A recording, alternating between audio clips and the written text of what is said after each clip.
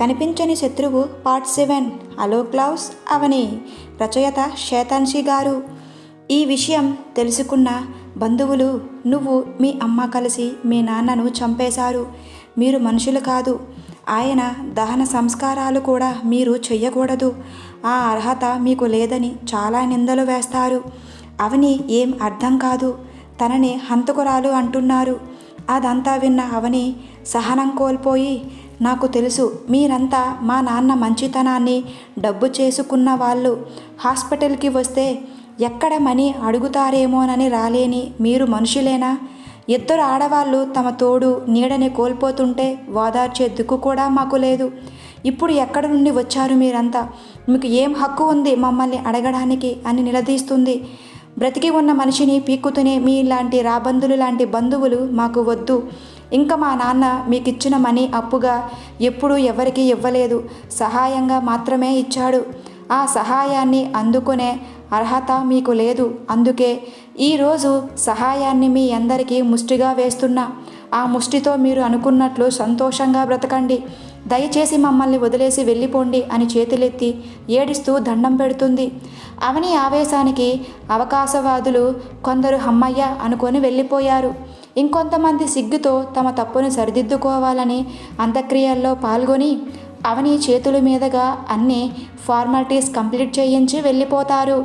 1 నెల తర్వాత అలాంటి వాళ్ళ మధ్య ఉండడం ఇష్టం లేక తల్లిని తీసుకుని ఎక్కడికి ఎవరికీ చెప్పకుండా వెళ్ళిపోతుంది అవని.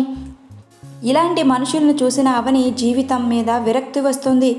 లక్ష్మి కూడా బ్రతకడానికి పనిచేయాలి కాబట్టి ఏదో చిన్న ఉద్యోగం చూసుకొని వెళ్తూ ఉండేది. అవని మొత్తానికి బయటికి రావడం మానేస్తుంది. ఎప్పుడో ఏదో ఆలోచనలు ఉండేది. తన పరిస్థితి చూసిన తల్లికి జాలిగా అనిపిస్తుంది. చివరికి అవని డిప్రెషన్లోకి వెళ్ళిపోతుంది. అవని అలా చూడలేక లక్ష్మి సైక్రాట్రిక్ దగ్గరికి కూడా తీసుకువెళ్ళి ట్రీట్మెంట్ చేయిస్తుంది. నిద్రపోవడం కూడా కష్టమైన అవనికి తక్కువ డోసులో ఉన్న స్లీపింగ్ పిల్స్ కూడా ఇస్తాడు డాక్టర్. అది కూడా కొన్ని రోజులకు మాత్రమే. అలా సాగిపోతున్న అవని జీవితం భారంగా అనిపిస్తుంటే కొన్ని రోజులు గడిచిపోతాయి, రోజులు నెలలవుతాయి. అవని మాత్రంలో మార్పు లేదు. కొన్ని నెలల తర్వాత తన తల్లి ఒకరిని తీసుకొచ్చి ఇతడు నా మెల్లో తాళి కట్టాడు అని చెప్తుంది. అది విన్న అవని బాధకు అవధులు లేవు.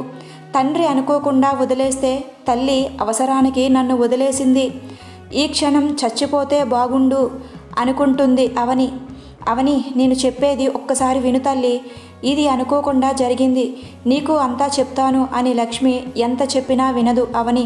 ఛీ, నీలాంటి స్వార్థపరుల నీడ కూడా నా మీద పడకూడదు, నా కంటికి కనిపించకుండా వెళ్ళిపో అని గట్టిగా అరిచి చెప్పి ఏడుస్తూ తనే బయటికి వెళ్ళిపోతుంది. లక్ష్మి, బాధపడకు, తన కోపంలో ఉంది, అర్థం చేసుకునే స్థితిలో తను లేదు. నువ్వు ఏం కంగారు పడకు, నేను వెళ్ళి తీసుకొస్తా. తనది కోపం కాదు రామ్, రాజారాం మాస్టర్ బాధ.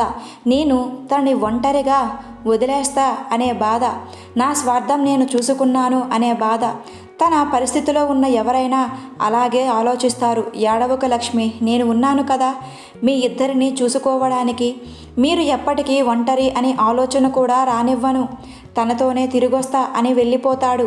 అవని వాళ్ళ నాన్న గుండెతో మళ్ళీ ఊపిరి పోసుకుంటాడు. అలోక్ ఆపరేషన్ సక్సెస్ అవుతుంది. హార్ట్ గురించి డీటెయిల్స్ అడిగితే కొన్ని మాత్రమే చెప్తారు. 3 months తర్వాత కోలుకున్న అలోక్ తన హార్ట్కి సంబంధించిన వివరాలు సేకరించడం మొదలు పెడతాడు. అవని గురించి తెలుసుకొని షాక్ అవుతాడు. ఇలా చేయడానికి తను ఎంత బాధ భరించిందో అని అలోక్ మనసులో నొప్పిగా అనిపించింది. మనీ ఆఫర్ చేస్తే కూడా తీసుకోలేదు. అంత ప్రాబ్లంలో ఉన్నా కూడా ఒక్కరిని కూడా సహాయం అడగలేదు. అవని పైన తెలియకుండానే రెస్పెక్ట్ పెరిగింది. ఈ వయసులో ఇలాంటి నిర్ణయం తీసుకోవాలంటే ఎంతో ధైర్యం, దయాగుణం ఉండాలి.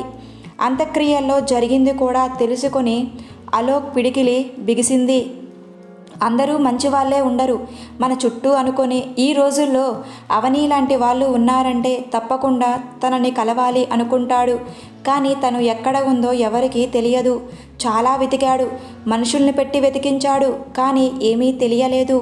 అలోక్ మనసులో రోజురోజుకి అవనిని చూడాలనే కోరిక ప్రేమగా పెరిగిపోతుంది.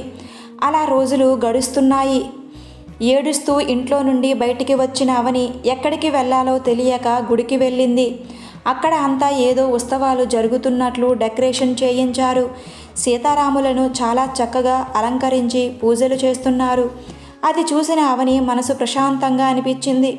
దండం పెట్టుకుని వెళ్ళి ఒక దగ్గర కూర్చొని తల్లి గురించి ఆలోచిస్తుంది. గుళ్ళో హడావిడికి కారణం అలోక్ నానమ్మ తాతయ్యల పెళ్లి రోజు అవ్వడం, అదే రోజుల సీతారాముల కళ్యాణం కూడా. ఫ్యామిలీ మొత్తం గుడికి వస్తారు. లోపలికి వస్తున్న అలోక్ని రామ్ ఆపి, ఈ మధ్య ఏదో ప్రాజెక్ట్ పని మీద చాలా బిజీగా తిరుగుతున్నావు, కాస్త ఆరోగ్యం కూడా చూసుకో అని చెప్తాడు. ఎందుకు అలోక్ ఎంత మూడిగా ఉంటున్నావు? ఆ ప్రాజెక్టు కోసమేనా? అది దక్కాలి అంటే బుద్ధి బలంతో పాటు సంకల్ప బలం కూడా కావాలి అని చెప్పి వెళ్ళిపోతున్న తాతయ్యని చూస్తూ, ఇంతకంటే ఎక్కువ సంకల్ప బలం కావాలా? తను నా బాధ్యత అనుకుంటూనే నా ఊపిరిగా మారిపోయింది. సహాయం చెయ్యు జానకి రామా, నీకు హనుమాన్ చేసినట్లు నువ్వు నాకు చెయ్యవా?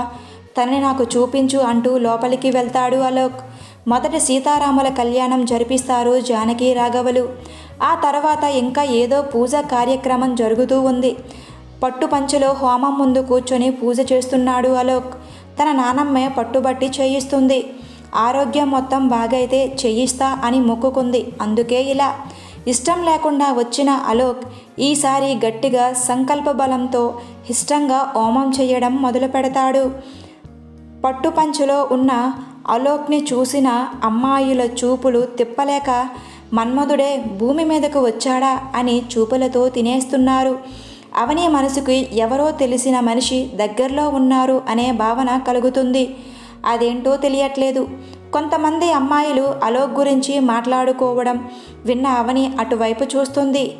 బ్యాక్ సైడ్ మాత్రమే కనిపిస్తుంది, మొహం కనిపించదు. అప్పుడే రాజారాం అక్కడికి వస్తాడు. అవని అని పిలవగానే ఎవరు మీరు అని అడుగుతుంది. నా పేరు రాజారాం, ఇక్కడే డిగ్రీ కాలేజీలో ప్రొఫెసర్ని అని చెప్పి ఆపేస్తాడు. అయితే నాకెందుకు చెప్తున్నారు ఇదంతా అని అసహనంగా అడుగుతుంది అవని. ఇందాక నువ్వు నన్ను సరిగా చూడలేదనుకుంటా, లక్ష్మీ మెడలో తాళి కట్టింది నేనే అని చెప్తాడు. ఓహో మీరా, ఇందాక అలా మాట్లాడినందుకు సారీ, నేనే సెల్ఫిష్గా ఆలోచించా. మీరు హ్యాపీగా ఉండండి, నేను ఎక్కడికైనా దూరంగా వెళ్ళిపోతాను.